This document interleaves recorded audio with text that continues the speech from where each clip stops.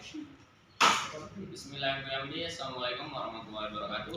Waalaikumsalam warahmatullahi wabarakatuh. Di sini saya ada sama Pak Saldi akan menjelaskan yaitu mengenai zaman Madya Islam. Di mana sebelumnya kita akan menjelaskan yaitu mengenai yang pertama Masjid Agung Demak. Seperti yang kita lihat pada gambarannya, Masjid Agung Demak itu berada di Demak, Jawa Timur. Di mana seperti yang kita ketahui bahwa Masjid Agung Demak merupakan tempat singgahnya atau tempat tinggalnya Wali Songo atau tempat pusatnya penyebaran Islam di Pulau Jawa. Nah, seperti yang kita lihat bahwa arsitekturnya itu atapnya berbentuk limas, di mana di sini ada perpaduan antara kebudayaan asli dan kebudayaan Islam gitu. Di mana atapnya berbentuk limas itu melambangkan yaitu rukun Islam, rukun iman, dan seterusnya gitu.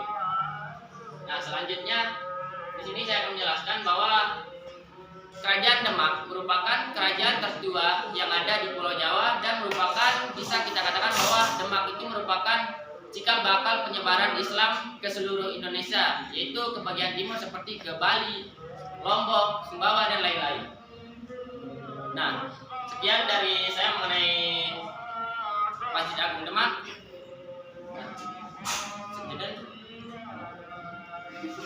Selanjutnya itu kelenteng Sampokong, di mana seperti yang kita lihat bahwa kelenteng Sampokong merupakan bentuk penghormatan kepada Laksamana Cheng-ho, di mana seperti yang kita ketahui walaupun Laksamana Cheng-ho bukan beragama Konghucu Hindu, tapi dia merupakan orang beragama Muslim, di mana di sini dia dan anak buahnya singgah di Semarang. Kelenteng Sampokong merupakan kelenteng terbesar yang ada pada komplek kelenteng tersebut. Selanjutnya itu Masjid Kuno Ramitan, di mana Masjid Kuno Ramitan berada di Loteng, Lombok Tengah.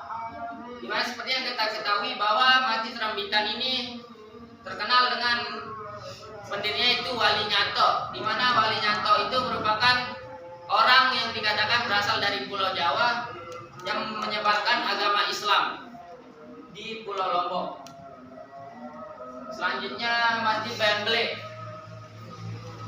Masjid Bayan Bele merupakan masjid yang terletak berada di Bayan, dan seperti yang kita ketahui bahwa di Bayan itu ada yang namanya waktu telu, di mana orang sholat itu dalam 3 waktu. Itu tidak sesuai dengan keadaan Islam yang sekarang, di mana kita harus sholat 5 waktu. Di sini kita melihat arsitekturnya itu, di mana arsitektur Masjid Bayan Bele ini masih sangat tradisional, di mana pintunya masih tunggal dan jalan masuknya itu masih satu. Nah, selanjutnya yaitu rumah adat Sasak Sembalun Bumbung. Salah next. Selanjutnya itu Bale Bele Sembalun, di mana seperti yang kita ketahui bahwa Bale Bele Sembalun merupakan periode kedua dari orang-orang Sembalun, di mana yang periode pertama itu harus pindah atau menepi dari Sembalun karena meletusnya Gunung Samalas atau bencana Gunung Samalas.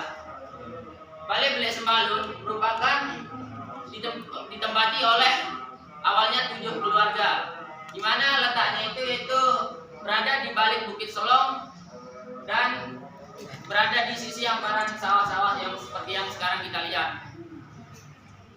Di mana Bale Bele Sembalun ini merupakan tempat tinggal 7 leluhur dari orang Sembalun yang sekarang, di mana dahulu itu dia selalu ingin mendirikan lebih dari rumahnya itu, tapi setiap dia mau mendirikan rumah baru atau Bale Bele yang lainnya pasti ada bencana yang didapat, sehingga akhirnya Bale Bele itu hanya seperti itu saja atau jumlahnya itu saja.